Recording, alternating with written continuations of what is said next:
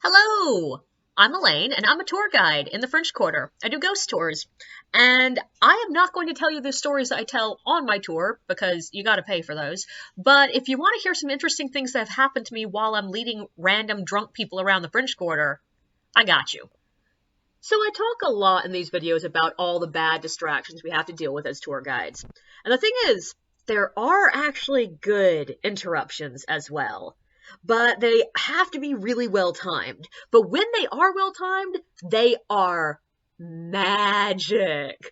There was like one night I was talking about a ghost story where the paranormal thing that's supposed to happen is people hear explosions when there's no reason to. And right when I was mentioning, oh yes, and they hear loud booming sounds, fireworks went off behind me, and I was just like, yes, that was a win.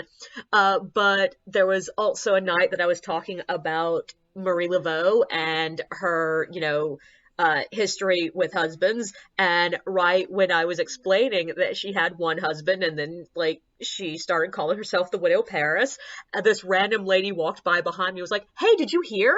They found her husband. And I was like, actually, yeah, I had, which segued me perfectly into talking about this article that I had read earlier that day about a random grad student who tracked down what we're pretty sure happened to Marie Laveau's first husband. There was another night I was talking about a story with ghost kids, and specifically ghost kids playing in the streets. And right when I got to that moment, a drunk guy was walking behind me and just screams, boo! I'm a ghost kid! Ooh! Mommy! I'm a ghost! I'm a ghost kid! And for the rest of the walk down the street, like, he walked by 5 or 6 different groups going, ooh, I'm a ghost kid! I'm a ghost kid! And I will admit, it was sort of really effing funny.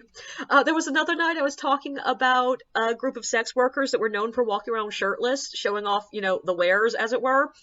And right when I'm in the middle of that moment, a girl walks by behind me wearing very little clothing and just screams, boobs aren't free! You gotta pay! I was like, yeah, actually, yeah, very much so. I will say the one exception for this, if you're thinking, oh, I'm going to come to the French Quarter and have fun interrupting tour guides and yelling boo at all the right moments and waiting and doing it properly, there is one exception. There is almost no way that you can do a good interruption at the Lalaurie Mansion. It's too dark. Most of the tour guides are trying way too hard to keep things, like, very serious and to talk about this in a real way, and it just doesn't work when you're in the middle of talking about the horrors of American enslavement and some asshole screams boo right behind you. It doesn't work. It's not scary, it's not funny, it's just bad. But the one exception to that, one night I was talking about that story and specifically talking about the more over-the-top, egregious examples of violence that had been reported in that location. And talking about all these, like, stories of really gruesome shit. And right when I'm saying that, an older man is walking by with his friends, and he's clearly drunk, and he sort of stops just for a brief second and looks at me and goes, holy Lord Jesus! I was just like, I know, right? It's not good. But one of the weirder ones was a recent one. I was telling a story over in a spot where I know there are a lot of homeless people, and they come by often, and most of them know me and will leave me alone, just like I leave them alone.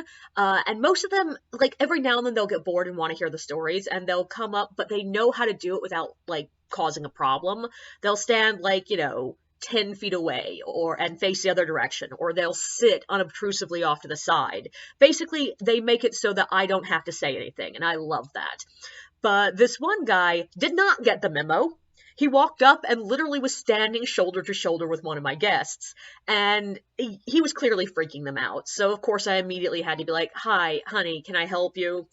And his response was just, oh, I really like your voice, so I decided to come over and listen. You have a really nice voice. And I was like, well, thank you for the compliment, but this is a tour, so you will have to pay to join. And he was like, no, it's okay.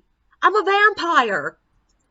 And I will admit I was really proud of my answer, because I just looked at him and said, well, vampires don't get free tours. I'm sorry, honey. And he was like, okay, well, can I just walk down there? And I was like, yeah, you can walk wherever you want. And he just walked away, whistling to himself. So, yeah, vampires don't get free tours, but If you want to come and yell boo at the exact right moment, if you time it really well, the tour guide won't mind. Usually. Unless the tour guest punches you, then it's not fun. Don't forget to like and subscribe, and feel free to share your own experiences in the comments below.